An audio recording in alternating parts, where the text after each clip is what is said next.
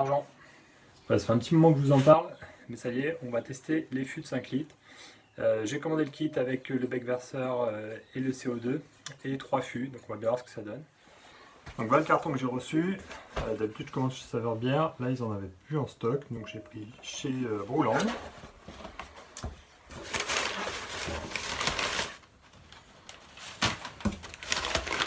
Voilà, plutôt bien emballé. Donc ça, si j'ai bien compris, c'est les petits joints du tonneau. Les petits tonneaux sont assez sympas, voilà, c'est une bonne petite tête.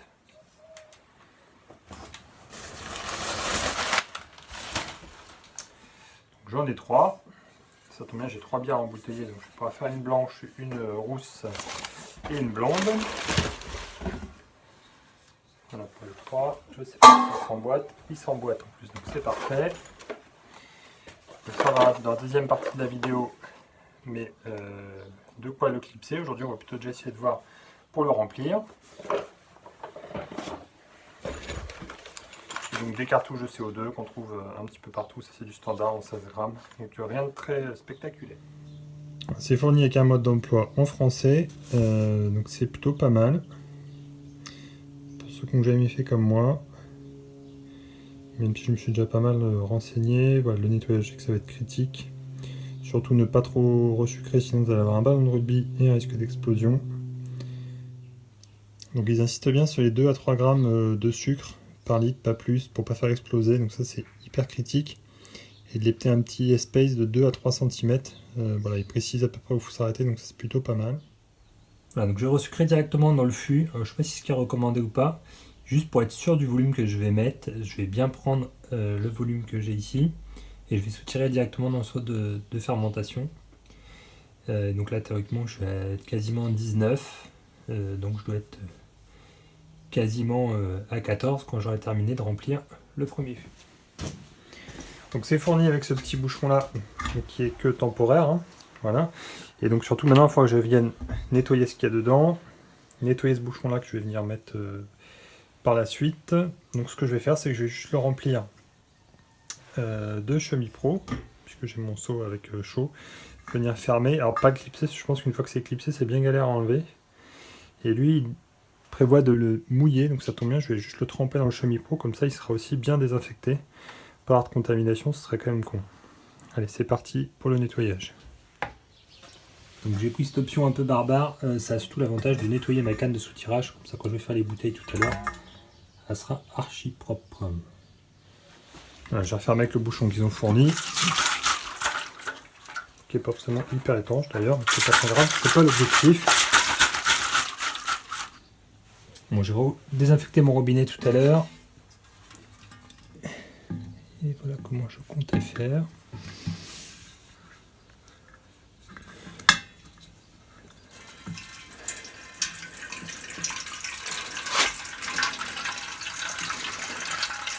Donc un truc qui va être galère, c'est de savoir quand je m'arrête ici. Voilà, je ne sais pas encore. Je vais voir si je fais une petite astuce. Je suis un peu au-dessus du 14, donc j'ai mis un petit peu moins de 5 litres. On va faire attention. Donc j'ai pas encore mis le bouchon complètement.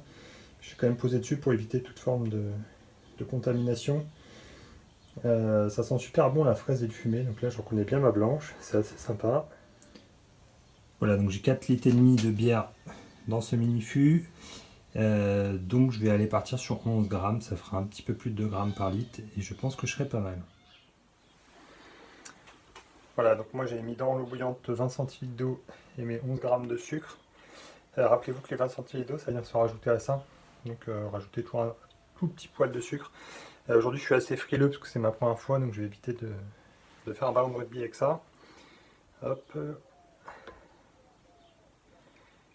Voilà, on évite surtout d'en mettre sur les côtés.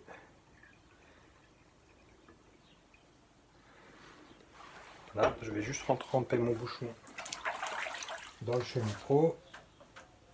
Ça aura 2 raisons. Le premier c'est que ça va être plus facile à mettre. Et le deuxième c'est que ça va venir le saniter. Voilà, c'est capsulé.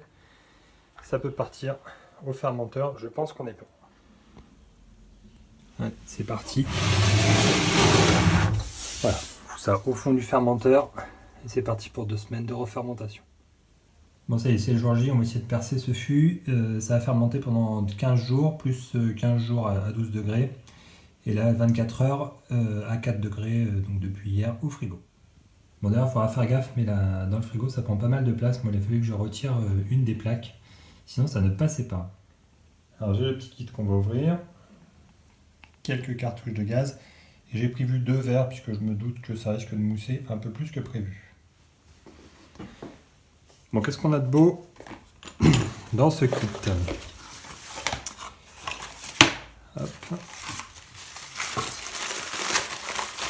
Je découvre en même temps que vous, hein, je viens d'ouvrir ce kit. Ok, une petite cartouche de CO2, j'ai vu qu'il fallait la mettre à la fin. La poignée, donc ça c'est en plastique, ça paraît pas hyper solide, donc à mon avis il faut faire gaffe. C'est maintenant qu'on a à foutre la cartouche. Voilà, et un petit manuel explicatif derrière. Alors même si je pense qu'il n'y a pas un gros risque, je vais aller nettoyer la tige, puisque c'est elle qui va venir dans le fût. Et je ne voudrais pas une contamination, même si après ça va être froid, donc le risque est quand même très très faible. Voilà, on va pas prendre de risque inutile, je vais aller foutre ça un coup d'eau bouillante, ça coûte rien. On va donc commencer par la tige pour servir.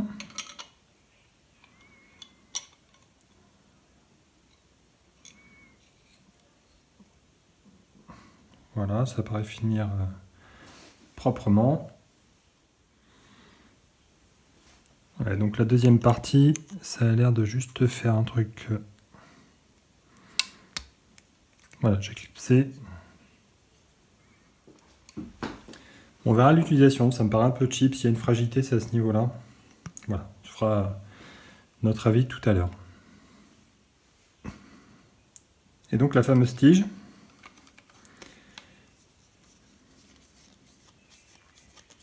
Qui paraît un peu fragile aussi, mais ça devrait le faire. Donc, si j'ai bien compris, on met cette partie-là dans un second temps seulement. Donc on est parti pour le percer. Donc on va faire tomber le petit bouchon qui est là. Voilà, c'est parti. La canne le plus droit possible.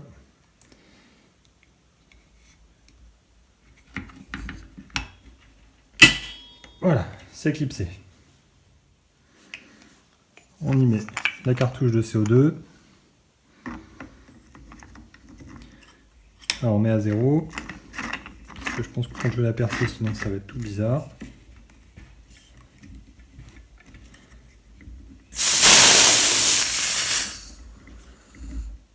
Voilà, il s'est passé un truc en tout cas. Je sais pas si c'est normal. L'avenir va nous le dire.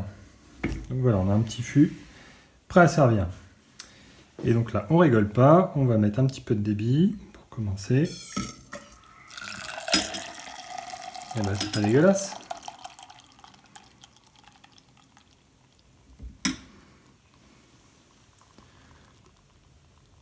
Alors on a une première blanche, ça ressemble à de la bière. La mousse est cohérente.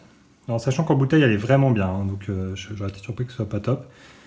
Une belle mousse, un peu de CO2. Bon, je ferai un autre service tout à l'heure. On va aller la remettre au frais. Mais première impression plutôt positive. Donc comme vous voyez, ça prend une bonne petite place quand même dans le frigo. Voilà, il fallait que j'enlève une hauteur, sinon ça passait pas. Vous allez pouvoir en dire compte, ça fait à peu près la hauteur de 4 boîtes d'œufs au moins. Voilà, pour aller jusqu'au même 5 si vous voulez être sûr de garder le truc pour servir. Ah, pour se rendre compte de la taille un petit peu par rapport à une bouteille de 33. Voilà, ça monte à peu près à cette hauteur là. Voilà, je vous propose de finir notre vidéo sur ce second service. Donc, je vais mettre un poil plus de gaz. Voilà, on sent qu'il se passe un truc à chaque fois.